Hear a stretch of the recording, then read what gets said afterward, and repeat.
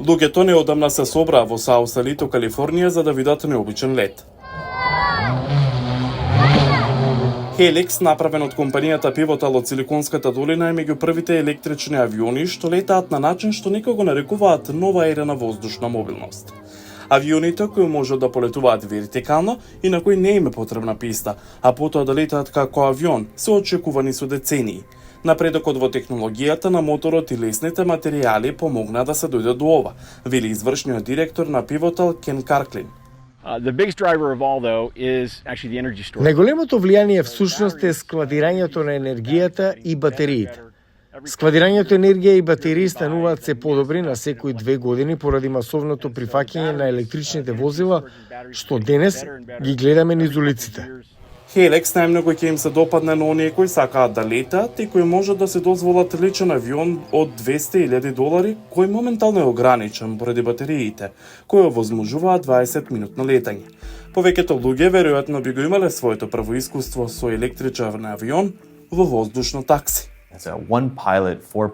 Има еден возач, 4 патници може да патува до 160 км со брзина од 240 км на час. Потивок е од хеликоптер. Има 12 перки. Ако сите перки откажат, има технологија која може да изврши безбедно слетување. Авионот подлежи на владен безбедносен тест, а ако се движи по планираното, компанијата вели дека тие ќе бидат достапни за клиенти до крајот на 2025 година. Гледате како би изгледал вертипортот.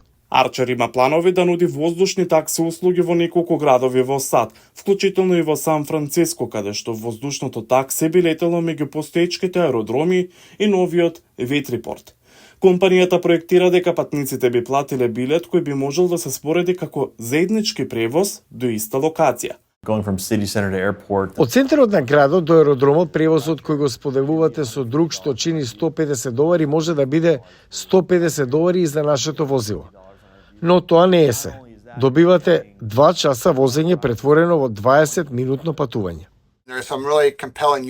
Има случаи кога времето е многу поважно од парите и на крајот тоа ќе станува се поевтино со текот на годините, така што ќе биде подостапно за обичните луѓе.